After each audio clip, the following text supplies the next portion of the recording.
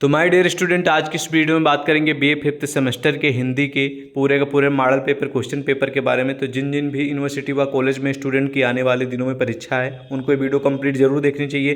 कई सारे आपको फायदे मिलेंगे इस वीडियो से। सबसे पहले तो आपको पता चलेगा कि मॉडल पेपर किस प्रकार का आता है हिंदी का, ठीक है, और उसमें किस प्रकार के क्वेश्चन पूछे जाते हैं और ऐसे कौन कौन से जो क्वेश्चन है जो परीक्षा में बार बार रिपीट हो रहे हैं। 2021 में भी आए, 22 में भी आए, 23 में भी आए, 24 में भी आए हैं और 25-26 में भी आएंगे, आने वाले दिनों में आएंगे। तो वो कुछ कॉमन क्वेश्चन हैं जो हमेशा रिपीट होते हैं, उनके बारे में भी आपको जानकारी मिलेगी। तो चलिए शुरू करते हैं। और ये जो है वो इसी वर्ष 2024 का पूरा मॉडल पेपर क्वेश्चन पेपर है। प्रूफ के तौर पे देख लीजिए, बीए फिफ्थ सेमेस्टर है और 2023-24 के सेशन का पेपर, सब्जेक्ट आपका हिंदी है। प्रश्न पत्र यानी क्वेश्चन पेपर का नाम है साहित्य शास्त्र और हिंदी आलोचना। तो जितने भी क्वेश्चन होंगे वो साहित्य शास्त्र और हिंदी आलोचना से जुड़े होंगे। तो जिन जिन भी यूनिवर्सिटी व कॉलेज में साहित्य शास्त्र और हिंदी आलोचना प्रश्न पत्र क्वेश्चन पेपर का नाम है, तो उन सभी यूनिवर्सिटी के स्टूडेंट के लिए वीडियो महत्वपूर्ण है। अब आप बोलेंगे कौन सी यूनिवर्सिटी का मॉडल पेपर है, कौन सी यूनिवर्सिटी का क्वेश्चन पेपर है। तो ये सभी यूनिवर्सिटी के लिए महत्वपूर्ण है जहाँ पर परीक्षाएँ साहित्य शास्त्र और हिंदी आलोचना की होने वाली है, मतलब की होगी। और 2 घंटे का समय मिलेगा, 75 का पूर्णांक होगा। सबसे पहले उत्तरी क्वेश्चन आएंगे खंड आ में। यहाँ पर कुछ दिशा निर्देश दी जाती है कि कितने क्वेश्चन करना है और उसका उत्तर कितने शब्दों में लिखना है, आपको पढ़ लेना है, ठीक है। तो ध्यानपूर्वक पढ़ लीजिएगा, फिर क्वेश्चन की ओर बढ़िएगा। तो आज की इस वीडियो का पहला प्रश्न है उत्तरी का कि काव्य के प्रमुख हेतु कौन कौन से हैं। काव्य यानी कोई भी रचना होती है, कोई भी कविता होती है, तो उसके प्रमुख कुछ एलिमेंट्स होते हैं, तत्व होते हैं, हेतु होते हैं, लक्षण होते हैं। तो आपको ये बताना है कि काव्य के प्रमुख हेतु कौन कौन से हैं। हालांकि क्वेश्चन हमेशा रिपीट नहीं हुआ, लेकिन इम्पॉर्टेंट है, आ सकता है, तो नोट कर लीजिए।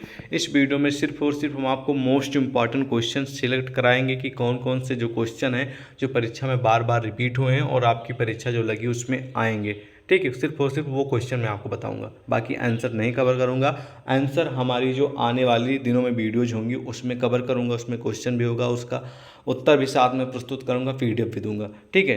तो अभी आप इंपॉर्टेंट क्वेश्चन देख लीजिए और फिलहाल मैं आपको ये बता दूंगा कि इन सभी प्रश्नों का कहाँ पर उत्तर मिलेगा, कैसे आपको पढ़ना है, कैसे तैयार करना है, उसकी जानकारी मैं आपको दे दूंगा कि कहाँ पर उत्तर मिलेगा, ठीक है। तो पहला प्रश्न है, आपने देख लिया, हालांकि 70% महत्वपूर्ण है। अगला है कि काव्य लक्षण से क्या अभिप्राय। ये महत्वपूर्ण प्रश्न है, कई बार रिपीट हुआ है। यानी कोई भी रचना होती है तो उसके लक्षण के बारे में लिखना एक महत्वपूर्ण क्वेश्चन, इसको नोट कर लीजिए, आएगा, ठीक है, पक्का। अगला प्रश्न है कि भरत मुनि के ग्रंथ का नाम बताइए। 100%, 1000% होता तो वो भी मैं गारंटी ले लेता। ये वाला जो क्वेश्चन आपको दिख रहा है, भरत मुनि के ग्रंथ का नाम बताइए, ये क्वेश्चन हमेशा फंसता है, इस बार भी फंसेगा, नोट कर लीजिए। अगला है कि रस ब्रह्मानंद सहोदर है का क्या अभिप्राय है, स्पष्ट कीजिए। ये क्वेश्चन नहीं आएगा, इग्नोर कर दीजिएगा, ठीक है। अगला क्वेश्चन है कि ध्वनि सिद्धांत के प्रवर्तक एवं उनके ग्रंथ का नाम बताइए। ध्वनि सिद्धांत के प्रवर्तक यानी कि फादर कौन है, शुरुआत किसने की है, और उनके द्वारा लिखित या फिर उनके द्वारा रचित ग्रंथ कौन सा, उसका नाम लिखना। एक महत्वपूर्ण प्रश्न है, ठीक है, नोट कर लीजिएगा, ओके, आएगा। देखिए कुछ क्वेश्चन ऐसे होते हैं जो बार बार रिपीट होते हैं, उनको मैं आपको बता दे रहा हूँ। बाकी भाई चाहे जो भी सब्जेक्ट हो, हिंदी हो, सोशोलॉजी हो, चाहे जो भी सब्जेक्ट हो, हर सब्जेक्ट में कम से कम 200-300 क्वेश्चन है। क्या आप 200-300 क्वेश्चन का उत्तर तैयार करके जा पाएंगे? बिल्कुल नहीं जा पाएंगे। तो वही मैं आपको बता रहा हूँ कि कौन कौन से महत्वपूर्ण प्रश्न है, वो क्वेश्चन मैंने फिल्टर किए हैं, तैयार किए हैं, ठीक है। वो मैं आपको बता दे रहा हूँ कि कुछ क्वेश्चन हैं 10, 15, 20, 25, वो तैयार कर लीजिएगा बेस्ट। क्यों 300, 150, 200, 300 क्वेश्चन, उनको क्यों तैयार करना फालतू में, ठीक है। उन कौन से आने की ज़्यादा उम्मीद है वो मैं आपको बता ही दे रहा हूँ। नेक्स्ट क्वेश्चन है कि अरस्तु के दो सिद्धांत। अरस्तु से जुड़ा क्वेश्चन 1-2 परीक्षा में प्रश्न पूछे जाएंगे, 100% श्योर है, तो नोट कर लीजिए, ठीक है। अगला क्वेश्चन है कि हिंदी कविता की कौन सी धारा मार्क्सवाद से प्रभावित है, उनके 3 कवियों के नाम लिखिए। ये भी क्वेश्चन हमेशा रिपीट नहीं हुआ लेकिन महत्वपूर्ण है। हिंदी कविता की कौन सी धारा मार्क्सवाद से प्रभावित है और मार्क्सवादी किन्हीं 3 कवियों के नाम लिखना है, ठीक है। 70% उम्मीद है प्रश्न फंस जाएगा, ठीक है, नोट करिए। अगला क्वेश्चन है कि हिंदी के 3 मनोविश्लेषणवादी उपन्यासकारों के नाम बताइए। महत्वपूर्ण प्रश्न, मतलब कि हिंदी के बहुत सारे कहानीकार हैं, उपन्यासकार हैं और बहुत सारे जो हैं वो निबंधकार हैं, लेकिन यहाँ पर क्वेश्चन है कि हिंदी के किन्हीं 3 मनोविश्लेषणवादी उपन्यासकारों के नाम लिखना है, ठीक है। तो नोट कर लीजिए, महत्वपूर्ण प्रश्न है, ठीक है, आ सकता है, पूरी उम्मीद है। अगला है कि आलोचना का तात्पर्य क्या है, एक परिभाषा लिखिए। ये क्वेश्चन आपकी परीक्षा में 100% फंसेगा। आलोचना हो गया, कहानी हो गया, निबंध हो गया, उपन्यास हो गया, ये सब क्या हैं? ये सब विधाएं हैं, ठीक है। और इन विधाओं के बारे में क्वेश्चन तो आएगा ही आएगा, क्योंकि ये आपके सिलेबस में है, ये आपके टॉपिक्स में है, तो यहाँ से प्रश्न तो बनेंगे, सिंपल सी बात है। तो नोट करिए। अगला क्वेश्चन है कि स्वच्छंदतावादी कवियों के 4 विशेषताएं बताइए। मतलब कि स्वच्छंदतावादी जो कवि हैं उनके अंदर क्या 4 चीज़ें विशेष हैं, वो आपको लिखना। हालांकि क्वेश्चन हमेशा रिपीट नहीं हुआ, लेकिन 70% उम्मीद है कि प्रश्न फंस सकता है, बाकी 30% बिल्कुल भी नहीं है, ठीक है। तो ये रहे अति लघुत्तरे के पूरे 10 क्वेश्चन। कुछ यूनिवर्सिटी में 10 आते हैं, कुछ में 5 आते हैं, लेकिन इसमें से जो जो महत्वपूर्ण थे, जो जो ज़्यादा आने के चांस थे अति लघुत्तरे के, उनकी मैंने आपको जानकारी दे दी। अब हम बढ़ेंगे खंडवा की ओर, जहाँ पर आपको देखने को मिलेंगे क्वेश्चन लघुत्तरे। लघुत्तरे प्रश्न का उत्तर देने से पहले भी इसमें कुछ दिशा निर्देश दी जाती हैं, इनको आपको जरूर से ज़रूर पढ़ लेना है। ये आपको बहुत ही हेल्प करेगा, ठीक है। क्योंकि बहुत सारे स्टूडेंट गलती कर देते हैं, उनको मालूम ही नहीं होता कि कौन से प्रश्न का उत्तर कितने शब्दों में लिखना है, ठीक है। तो या तो वो कम शब्दों में लिख देते हैं या फिर बहुत ही ज़्यादा शब्दों में लिख देते हैं, ठीक है। तो ये गलती आपको नहीं करनी है। नंबर आपको उतने ही मिलेंगे जिस हिसाब से क्वेश्चन बोल रहा है, ठीक है। आप चाहे ज़्यादा लिख देंगे तब भी आपको 5 ही नंबर मिलेंगे, कम लिखेंगे तो नंबर उसके कट जाएंगे, ठीक है। 5 नंबर का है, अगर कम शब्दों में आपने लिख दिया तो आपको 2 ही नंबर मिलेंगे, 3 ही नंबर मिलेंगे। तो इस बात को ध्यान रखते हुए हर प्रश्न का उत्तर देना है।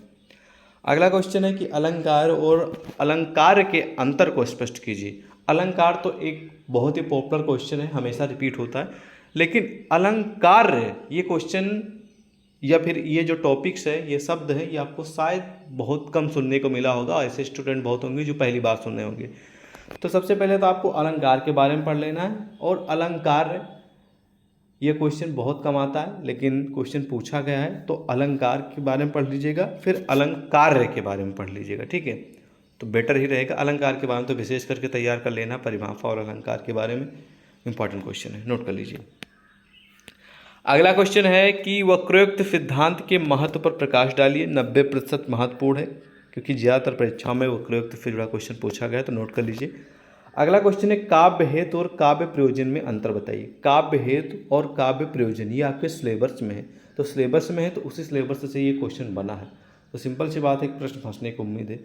काव्य हेतु और काव्य प्रयोजन के बारे में पढ़ लेंगे, दोनों की परिभाषा और प्लस दोनों में अंतर, तो आप कम से कम 5 से 6 नंबर पक्के हो जाएंगे, नोट करिए।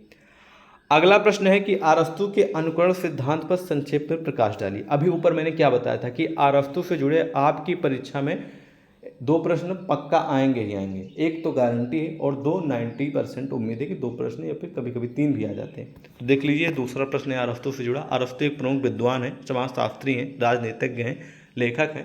तो इन्होंने हिंदी साहित्य के बारे में क्या बताया है, इन्होंने अपने क्या सिद्धांत रखे हैं, उसी के बारे में लिखना है, नोट कर लीजिए, इंपॉर्टेंट है। अगला कि रिचर्ड्स के संप्रेषण सिद्धांत पर प्रकाश डालिए। ये वाला क्वेश्चन 50-50 वाला है, 50% उम्मीद है आ भी सकता, नहीं भी आ सकता, क्योंकि बहुत कम आता है। अगला कि मनोविश्लेषणवादी आलोचना पद्धति पर प्रकाश डालिए। ये भी क्वेश्चन उसी प्रकार का है, कभी आता कभी नहीं आता। अगला है कि उत्तर संरचनावाद पर टिप्पणी लिखिए। ये भी क्वेश्चन उसी टाइप का, कभी आता कभी नहीं आता। तो आपकी इच्छा है तो इस प्रश्न का उत्तर तैयार करें, अदरवाइज इग्नोर भी कर सकते हैं। और फिलहाल इन सभी प्रश्नों का उत्तर कहाँ पर मिलेगा, कैसे मिलेगा, उसकी जानकारी हम आपको भी दे देंगे, ठीक है। लेकिन पहले महत्वपूर्ण प्रश्न तो जान लीजिए कि इनको तैयार करना है। अगला कि मार्क्सवादी आलोचना का अभिप्राय स्पष्ट कीजिए। मार्क्सवादी आलोचना या फिर आलोचना एक विधा है, तो ये क्वेश्चन महत्वपूर्ण है, इसके आने की संभावना ज़्यादा है, तो इसको नोट कर लीजिए, ठीक है। अब आ जाएंगे हम खंडसा की ओर। खंडसा में आपको देखने को मिलेंगे दीर्घ उत्तरे यानी कि विस्तृत उत्तरे जिनको बोलते हैं, उस टाइप के क्वेश्चन। और इन भी प्रश्नों का उत्तर देने से पहले कुछ दिशा निर्देश दी जाती है, इनको आपको पढ़ लेना है, ठीक है। तो पहला प्रश्न है दीर्घोत्तरे का कि काव्य प्रयोजन के तात्पर्य को स्पष्ट कीजिए और प्रमुख काव्य प्रयोजनों पर प्रकाश डालिए। काव्य प्रयोजन एक बहुत ही महत्वपूर्ण टॉपिक्स है, जिससे संबंधित 2 प्रश्न पूछे जा चुके। देखिए काव्य प्रयोजन से जुड़ा, ये देखिए लघुत्तर में क्वेश्चन पूछा गया है और यही काव्य प्रयोजन है। थोड़ा यहाँ पर डिटेल में आपको लिखना पड़ेगा। ये देखिए दीर्घोत्तर में पूछा गया है, तो यहाँ पर आप लोगों के लिए 2 प्लस पॉइंट है। एक ही प्रश्न का उत्तर तैयार करने से और एक ही प्रश्न का उत्तर 2 जगह लिखने से आपको 16 नंबर मिलने वाले हैं। यहाँ पर आपको 10.5 नंबर मिल रहे हैं दीर्घोत्तरे में यही प्रश्न का उत्तर देने पे, और ऊपर जो लघु उत्तर में पूछा गया वहाँ पर आपको 6 नंबर मिल रहे हैं। तो कुल मिला के ऊपर थोड़ा मान लीजिए 1.5 पेज में 2 पेज में लिखना पड़ेगा, ठीक है। और ये वाला जो है दीर्घ उत्तरीय वाला, ये कम से कम 3 से 4 पेज में आपको इसका उत्तर लिखना पड़ेगा। बस यहाँ पर आपको इसकी परिभाषा तात्पर्य तो लिखना है और इसकी काव्य की जो प्रमुख मतलब कि प्रमुख काव्य जो प्रयोजन है उनके बारे में आपको लिखना पड़ेगा डिटेल में, ठीक है। नोट करिए, महत्वपूर्ण प्रश्न है। अगला भी क्वेश्चन रामबाण है, हमेशा फंसता है कि भरत मुनि के रस सूत्र पर प्रकाश डालते हुए रस की परिभाषा प्रस्तुत कीजिए। बहुत ही हाई लेवल का, बहुत ही कॉमन, हमेशा रिपीट होने वाला क्वेश्चन है। 2021, 22, 23, 24 में लगातार आया है और आपकी भी परीक्षा जो लगी आने वाले दिनों में उसमें भी आएगा। नोट कर लीजिए 100%।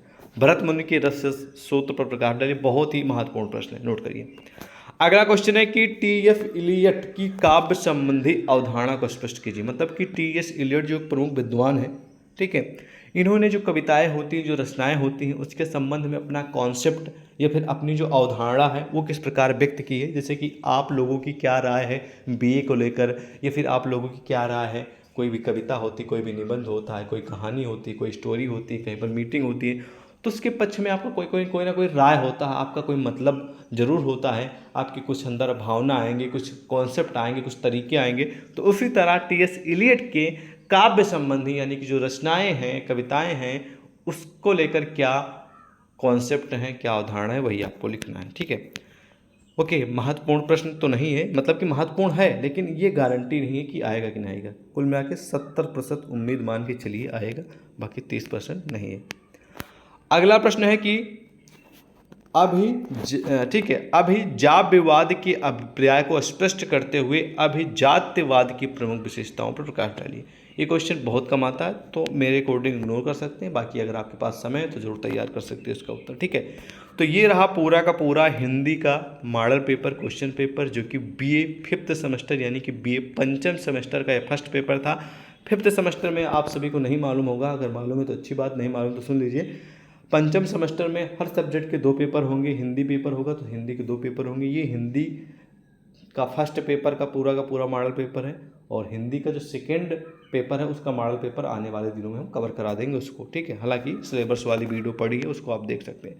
तो इसी तरह का कुछ मॉडल पेपर, क्वेश्चन पेपर आप जब परीक्षा देने जाएंगे तो उसमें देखने को मिलेगा।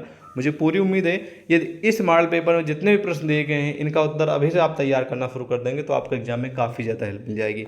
और इन सभी प्रश्नों का उत्तर जो है वो सिंपल सा, सबके मोबाइल में इंटरनेट है, सब लोग स्मार्ट हैं, गूगल पे जाइए, क्रोम है उस पर जाइए, वहाँ पर हर प्रश्न का उत्तर तैयार कर सकते हैं। जैसे आपको मालूम नहीं है कि काव्य के प्रमुख हेतु कौन कौन से, तो आप गूगल पे टाइप करेंगे काव्य के प्रमुख हेतु कौन कौन से, जैसे इतना डालेंगे आपके समस्त उत्तर आ जाएगा, पढ़ लीजिएगा और स्क्रीनशॉट ले लीजिएगा ताकि आप बाद में भी पढ़ सकें। इसी तरह सभी प्रश्नों के उत्तर तैयार कर सकते हैं। बाकी टेंशन लेने वाली कोई बात नहीं, हमारी आने वाले दिनों में जल्द ही आपको वीडियोज मिल जाएंगी जिसमें इन सभी प्रश्न होंगे और उसका उत्तर भी होगा, पीडीएफ्स मिले भी, नोट्स भी मिलेगा, पूरा तैयारी की जाएगी।